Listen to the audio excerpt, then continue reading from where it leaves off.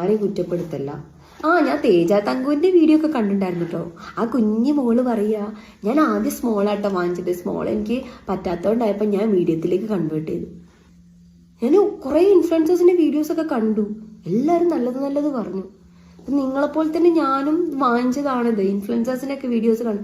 കുറച്ച് ഫോളോവേഴ്സ് ഉണ്ട് എന്നുണ്ടെങ്കിലും നിങ്ങളെപ്പോലെ തന്നെ, നിങ്ങളെ സാധാരണക്കാരെ പോലെ തന്നെ ഞാനും പെട്ടു പോകുന്നുണ്ട് ഇൻഫ്ലുവൻസേഴ്സിന്റെ വീഡിയോസ് കണ്ടിട്ട് കേട്ടോ. അങ്ങനെ ഒരുപാട് പൈസ എൻ്റെതും പൊട്ടിയിട്ടുണ്ട്.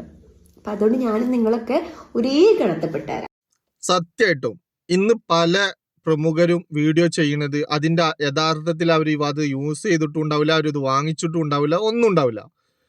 സത്യം പറയണം, അങ്ങോട്ട് കള്ളം പറയുന്നേ, അങ്ങോട്ട് വിളിച്ചു പറയുന്നേ, ഞാൻ ഉപയോഗിച്ചിക്കണേ അങ്ങനെയാണ് ഇങ്ങനെയാണ് എന്നുള്ളത്. എന്തിനാണ് ജനങ്ങളെ പറ്റിക്കണത്? ഇത് വാങ്ങിച്ചുപയോഗിക്കുന്നത്. നമ്മളെ വീട്ടിലുള്ള ഒരാൾ ഉപയോഗിച്ചിട്ട് അയാൾക്കൊരു പ്രയാസം വന്നു കഴിഞ്ഞാൽ എത്രമാത്രം സങ്കടം ഉണ്ടാവും നിങ്ങൾക്ക്? അതുപോലെ നിങ്ങൾക്ക് വിചാരിച്ച പോരെ. മറ്റുള്ളവർ വാങ്ങിച്ച് ഉപയോഗിക്കുമ്പോൾ തന്നെയാണല്ലോ അവസ്ഥ. നമ്മൾ ചിലവർ എന്തെങ്കിലുമൊക്കെ എന്താ പറയാ, ചില ചെറിയ ജോലിക്കാരൊക്കെ ആണെങ്കിലും പല സാധനങ്ങളും ഇങ്ങനെ കാണുമ്പോൾ അത് അവർ അങ്ങനെ പറഞ്ഞ് നിങ്ങളിലൊരു വിശ്വാസം വെച്ചിട്ടാണ് അവർ വാങ്ങിക്കുന്നത്. നിങ്ങളിലൊരു വിശ്വാസം വെച്ചിട്ടാണ്. നിങ്ങൾക്ക് എത്ര ഫോളോവേഴ്സ് അല്ലെങ്കിൽ മറ്റുള്ളതൊക്കെ കാണുമ്പോൾ അവർക്കൊരു വിശ്വാസം ഉണ്ടാവും. ആ വിശ്വാസം വെച്ചിട്ടാണ് അത് വാങ്ങിക്കുന്നത്. ആ വിശ്വാസവഞ്ചന നിങ്ങൾ ചെയ്യുന്നത് അല്ലേ?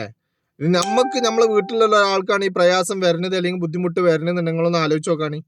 അപ്പൊ എന്തിനാണ് ഇങ്ങനെ ചെയ്യാൻ നിൽക്കുന്നത്? സത്യം